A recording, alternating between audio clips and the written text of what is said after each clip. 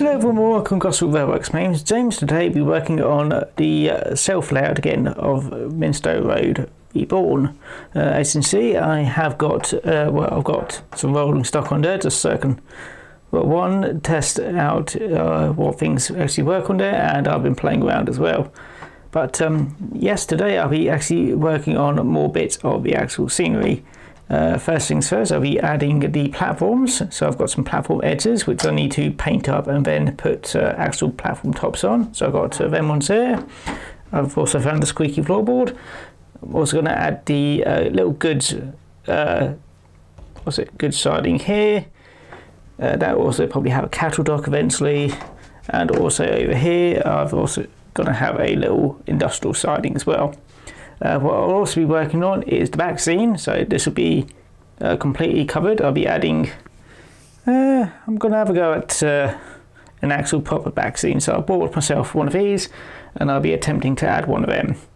I'll also be adding the cut off bit here, just so that I can actually have a little, I want to say a little back scene, but it's not called that, but I'm going to call it a little back scene bit here, just so that this is the fiddle yard. And also this, then the scenery bit around here.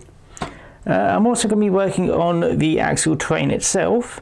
Rather than using my typical method of using paper mache and all that lot, I'm actually going to be using air dry clay, which I've got resting on the bin here.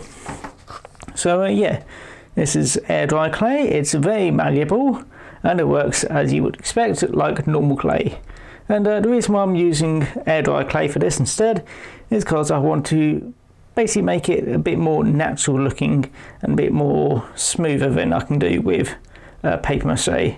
And again, that squeaky floorboard. There we go. And yeah, I basically want to make a nice, sweet, smooth little hillside over here. Maybe a small little cliff, something like that. A little hill over here, and maybe something over here, whatever I can fit in. And basically I just want to have a go of air dry clay because yeah, it's fun stuff. My fingers will end up getting messy, but yeah, that's the whole point. It's basically I just want something which will look a bit more natural and hopefully not be water soluble. So yeah, that's why I intend to use this. The other reason I want to use this is because it helps keep in all the, when I do the ballasting, it'll help keep it all in the right place where I want it. So yeah, that's the other reason. So yeah, I'm going to get this, well first I'm going to get the rolling stock off this, and then I'm going to get it onto the floor so I can start work on it. So I'll bring you back in a bit. Right, here we are on the floor. I finally got the layout of the wall with a bit of difficulty, but not breaking anything, so that's always a good thing. The order of things which I'll be doing is, first of all I'll be painting all the platform sides just so they're a concrete colour, because I do prefer them a grey colour instead of just this creamy colour. I know you can get concrete this colour, but I prefer grey. So I'll be doing that first. I'll also be doing some dry brushing on this, on the brick platform sidings, just so that you can see all the mortar and all that lot. After I've done that, I think I'll probably add the secondary back scene board over here, as I have got all the wood ready. I'll be cutting that up and all that lot, and then I'll probably just glue it in, something like that. Not gluing it to this because I need to remove this when I do the other back scene. But yeah, I'll be putting on the secondary back scene here. Then I'll get to work on adding the actual train using the clay. So I'll do that. At some point I'll also be drilling in the dropper wire holes. I won't be adding them this time, but just the holes for the wires and all that lot. Then once I've done all that, I'll be painting the train in my usual brown.